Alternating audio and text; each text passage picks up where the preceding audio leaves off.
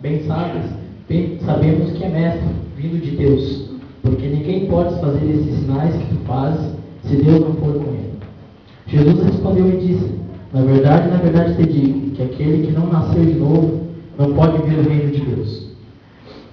Disse-lhe Nicodemos: como pode um homem nascer sendo velho? Porventura pode tornar e entrar no ventre de sua mãe e nascer? Jesus respondeu: na verdade te digo, que aquele que não nascer da água e do Espírito, não pode entrar no reino de Deus. O que é nascido da carne é carne, o que é nascido do Espírito é Espírito. Amém. Amém.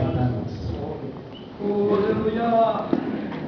A gente leu essa palavra aqui quando viu o irmão falando do Espírito, e a partir da hora que aceita Jesus, o Espírito Santo faz morada no coração. Amém. E aqui está falando de Nicodemos, quando foi ter uma conversa com Jesus durante a noite. E Nicodemos, sendo um homem religioso, ele não conseguiu entender esta parte de quando Jesus disse que o homem deve nascer de novo. E eu vejo isso, irmãos, que muitas vezes nós achamos que soubemos alguma coisa, mas na verdade nós não soubemos nada. E Nicodemos chegou e perguntou para Jesus: mas como um homem velho pode entrar no ventre de sua mãe e nascer de novo?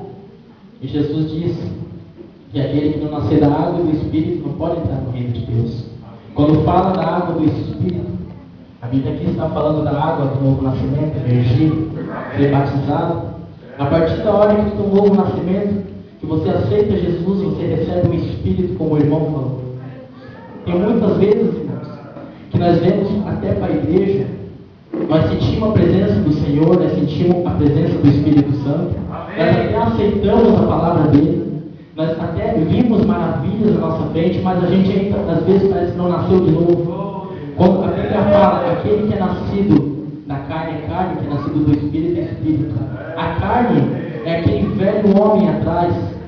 Quando é nascido da carne, o cara só tem coisa ruim na nossa vida.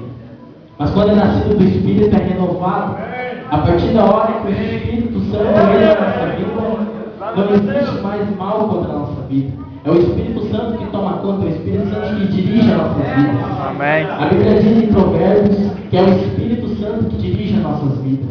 Então eu quero deixar aqui, irmãos, essa palavra, dizer que deixa o Espírito Santo guiar a sua vida. Se aquele que ainda não aceitou Jesus como Salvador de verdade, hoje está mais uma oportunidade, Deus está te concedendo, para você hoje tomar a sua decisão e levar esse Espírito Santo que está escrito aqui para casa.